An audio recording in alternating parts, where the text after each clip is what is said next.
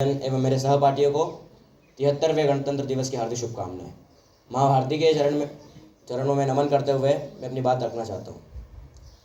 साथियों, किसी भी देश अथवा संगठन को संचालित करने के लिए संविधान व कुछ नियमावली की आवश्यकता होती है, जिससे कि देश में अनुशासन तथा एकता का परिचय हो।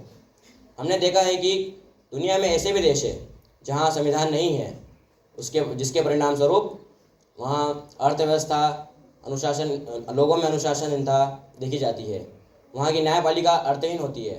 साथियों, हम भारतवासी बहुत ही भाग्यशाली है जहाँ अनेकों महान विभूतियों ने जन्म लिया एवं उनकी प्रेरणा से व बलिदानों के कारण आज हम इस स्वच्छंद आकाश में श्वास ले रहे हैं। साथियों, हमारा संविधान 26 जनवरी 1950 में लागू हुआ। यह केवल संविधान मात्र नहीं है, अपितु यह हमारे देश की सांस्कृतिक परंपरा, अनेकता में एकता का परिचय है, समावेश है। इस संविधान के प्रारूप समिति के अध्यक्ष भीमराव अंबेडकर तथा इनके साथ स्वामी कृष्ण अय्यर, B.N. राव के अलावा अन्य भी लोग थे, जिनके द्वारा यह संविधान 2 वर्ष 11 महीने 18 दिन में पूर्ण हुआ। हमें अपने संविधान का पालन करना चाहिए, परंतु देश की स्वतंत्रता के पश्चात यह हमारा दुर्भाग्य रहा कि देश की सत्ता किसी सक्षम लोगों के हाथ में नहीं गई।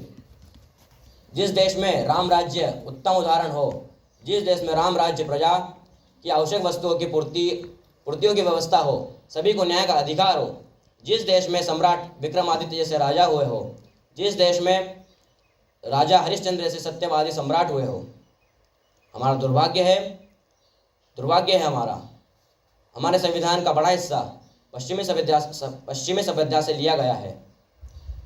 समानता का अधिकार तो है, परंतु समानता नहीं है। धार्मिक स्वतंत्रता का अधिकार तो है, परंतु धार्मिक स्वतंत्रता नहीं है। धारा 370 एवं 30A इसका जीवंत उदाहरण है।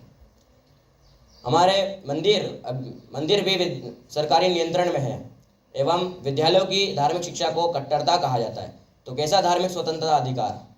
एक संप्रदाय है जहाँ पर 5 विवाह करके 25 बच्चे होने को सामान्य कहा गया है।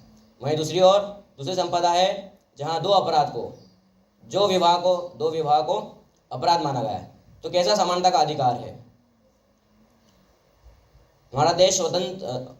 हमारा संविधान लागू होने के पश्चात 1975 में तिलक देख कर नसबंदियाँ कराई गई। यदि मुझसे कुछ अशब्द कहे गए हो तो मुझे क्षमा करिए, परंतु यह हमारा दुर्भाग्य ही है।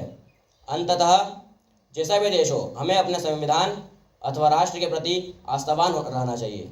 संविधान में केवल अधिकार ही नहीं, कर्तव्य भी दिए जाते हैं। संविधान द्वारा दिए गए मूलभूतों का पालन करना चाहिए।